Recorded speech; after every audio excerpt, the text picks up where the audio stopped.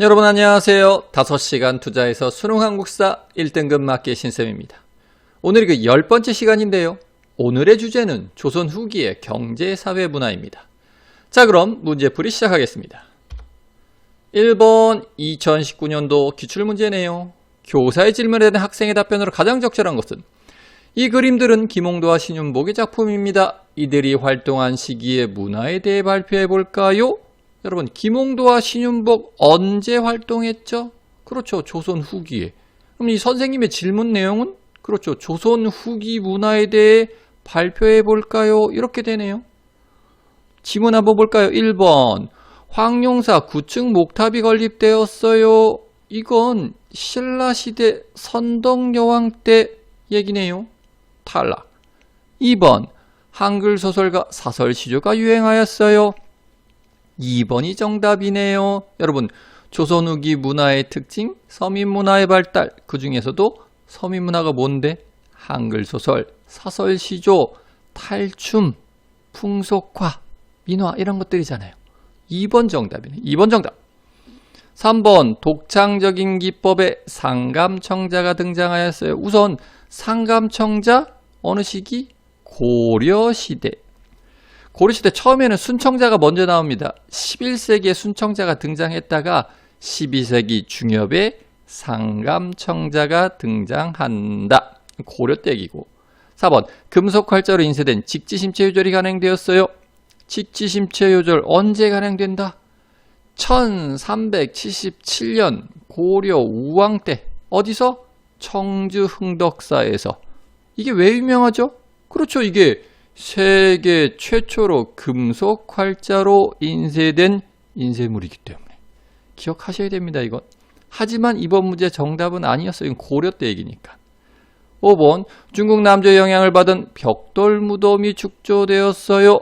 중국 남조의 영향을 받은 벽돌 무덤? 백제 무령왕릉이네요.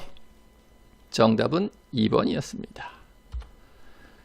자, 여러분, 이 문제는 뭐에 대해 묻고 있죠? 그렇죠. 이 문제는 조선 후기의 문화에 대해 묻고 있네요. 자, 그럼 조선 후기 문화 정리합니다. 조선 후기 문화의 특징을 한마디로 정리하면 서민 문화의 발달. 그런데 그럼 도대체 뭐가 서민 문화인데? 판소리, 탈춤, 한글 소설, 사설시조, 풍속화, 민화 이런 것들이 바로 조선 후기에 발달한 서민 문화. 이것만 기억하시면 여러분, 조선 후기 문화사 90%는 정리 끝. 참 쉽죠? 근데 너무 간단하죠? 자, 그래서 조금만 더 부연 설명드리겠습니다. 조선 후기 대표적인 한글 소설에는 홍길동전, 춘향전, 심청전 이런 것들이 있고, 이 중 상당수는 판소리하고도 연관되어 있다. 또 사설시조는 형식에 얽매이지 않고 감정을 솔직히 드러낸 시조이다. 그리고 조선 후기에 풍속화를 잘 그린 대표적인 화가가 누구다? 그렇죠. 바로 이번 문제에 나왔던 김홍도와 신윤복. 그리고 기왕 그림 얘기가 나왔으니 하나만 더. 겸재정선의 진경산수화도 바로 이 조선 후기에 등장한다. 까지 정리하시면 되겠습니다. 자, 그럼 다음 문제 보겠습니다. 2번 2018년도 기출이네요. 다음 자료에 나타난 시기의 경제 상황으로 옳은 것은?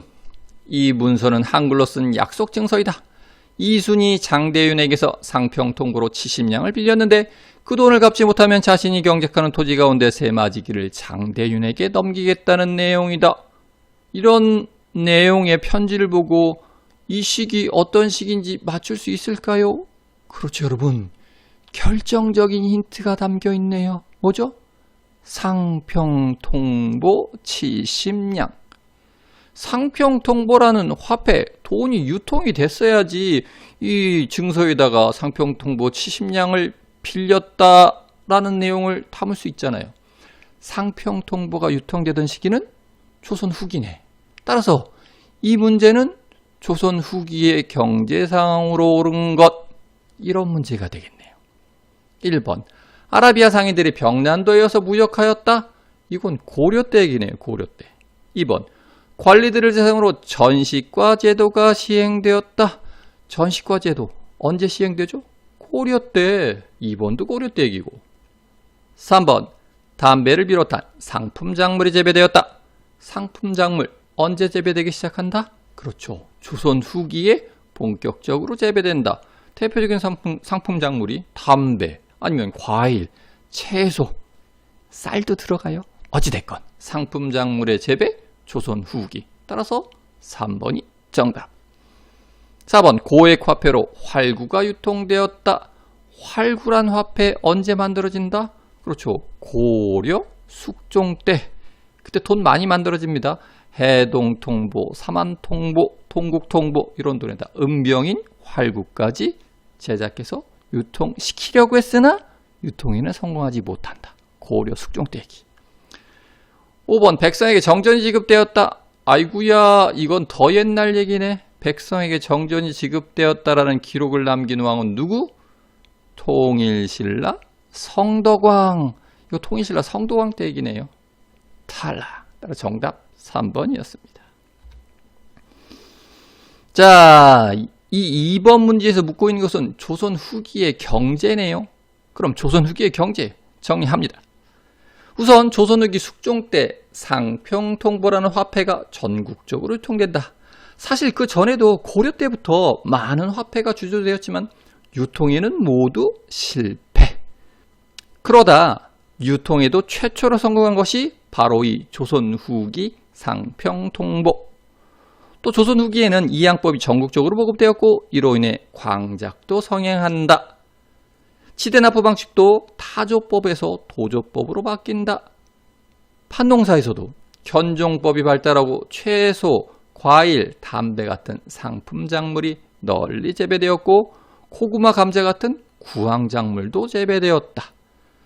또 설점수세제가 시행되어 민간의 광산개발이 활기를 띠었고 대동법의 시행으로 공인이 등장하여 민영수공업과 상업도 크게 발달한다. 이로 인해 지방의 장시도 발달하고 큰 장시가 열리는 항구 포구에 객주, 여각 같은 것도 나타났다. 또 무역에서는 청과의 개시무역, 구시무역이 발달하여 의주, 만상이 성장하였고 부산 동래의 내상, 개성 중심으로 전국 유통망을 가진 송상, 한강 중심으로 미국과 어물을 주로 거래한 경강상인들도 성장하였다. 이 정도 정리하시면 되겠습니다. 다음 문제 보겠습니다.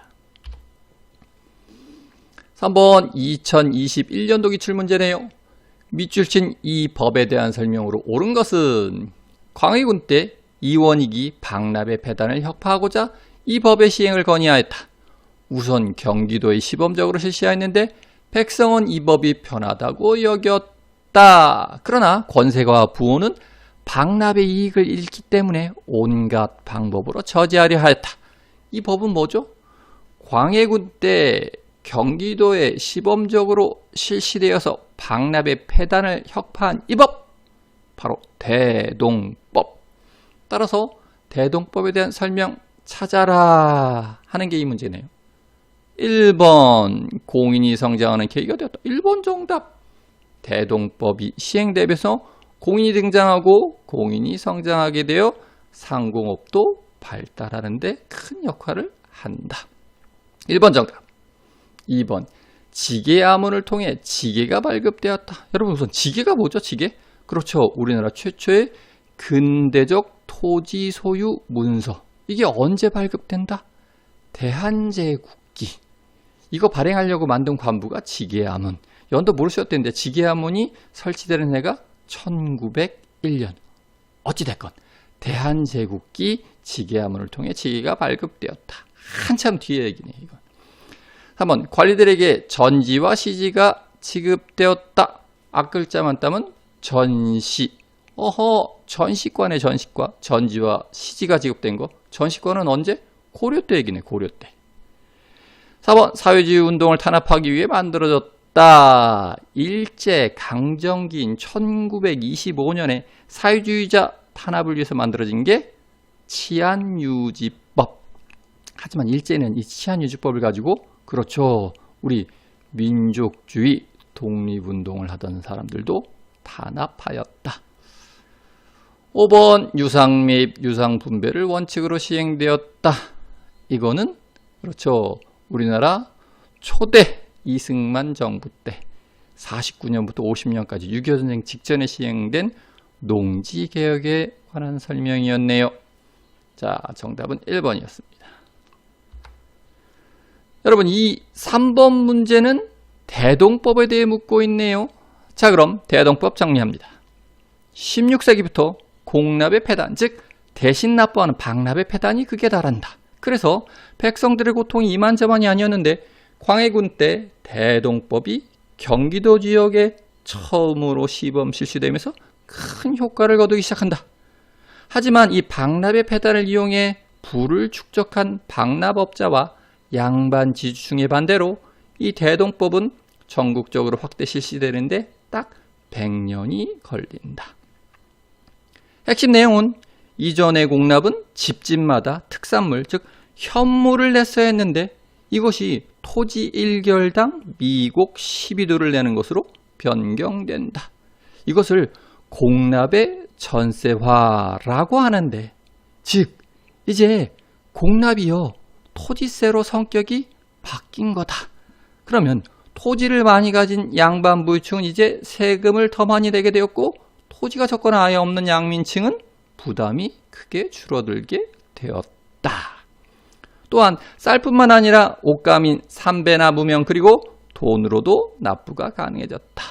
또 이 대동법 시행으로 왕실이나 관청에 물건을 납품하는 공인이 등장하여 수공업과 상업이 크게 발전하였고, 상평통보라는 화폐 유통에도 큰 영향을 끼쳤다까지 기억하시면 되겠습니다. 자, 그럼 다음 문제 보도록 하겠습니다. 4번 2021년도 기출문제네요. 다음 가상대화가 이루어진 시기에 볼 수 있는 모습으로 가장 적절한 것은 7패 2연을 돌아보니 통공정책으로 금난정권이 폐지되었다는 소식이 들리더군. 나도 장시에서 들었네. 일부 시전상인들이 타격을 받겠어. 여러분, 금난정권, 시전상인들의 금난정권이 폐지되는 통공정책이라 하면 그렇죠. 정조대 1791년에 시행된 신해통공을 말하네요. 따라서 이 신해통공이 발표됐던 시기, 그래서 이런 대화가 있었던 시기는 초선 후기네. 초선 후기 모습 가장 적절한 거 찾아라. 1번 한글 소설을 읽는 여성. 1번 정답 바로 나왔네요. 조선 후기 문화의 특징, 서민문화의 발달. 서민문화가 뭔데? 그렇죠. 판소리, 탈춤, 한글 소설. 1번 정답이네요. 2번 봉오동 전투에 참전하는 독립군. 봉오동 전투는 일제강점기인 1920년 6월에 있었던 전투. 3번 화백회의에 참석하는 진골귀족. 이건 신라 때 얘기네. 신라 때. 4번 서울올림픽 대회에 참가하는 선수. 서울올림픽 대회는 1988년도. 5번 경부고속도로를 건설하는 기술자. 여러분, 경부고속도로가 완공된 게 1970년입니다. 따라서 경부고속도로를 건설하는 기술자들의 대화는 1968년도, 69년도 이때 나왔겠네요. 따라 정답은 1번이었습니다. 자, 이 4번 문제에서도 조선 후기의 경제에 대해 묻고 있는데 그 중에서도 정조대의 신해통공에 대해 묻고 있네요. 우리 조선 후기 정치사 공부할 때 아주 중요한 왕 정조 정리 안 했는데 이번 기회에 신해통공 포함해서 정조의 업적 한번 정리해 보겠습니다. 정조 역시 할아버지 영조의 정책을 이어받아 탕평책을 실시한다.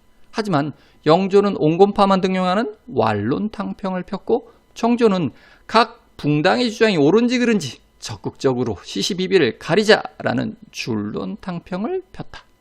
그리고 정조는 규장각을 설치하여 자신의 정책 수행을 위한 핵심 관부로 육성하였고, 젊은 문신을 국왕이 직접 재교육하는 초계 문신제도 시행하였다. 그는 또 남인시파인 최재공, 정약용 등을 중용했는데 이들이 중심이 되어 수원 화성도 건설한다. 또 국왕 친위 부대인 장영영도 만들어 내영은 도성에, 외영은 자신이 건설한 수원 화성에 두었다. 그리고 법률 정비를 위해 대전통편이라는 법전도 간행하였고 경제적으로는 시전 상인들의 금난 정권을 폐지한 신해통공도 실시한다. 정조에 대해 최소한 이 정도의 핵심은 반드시 정리하셔야 합니다. 자, 그럼 이것으로써 오늘 강의 마치도록 하겠습니다. 감사합니다.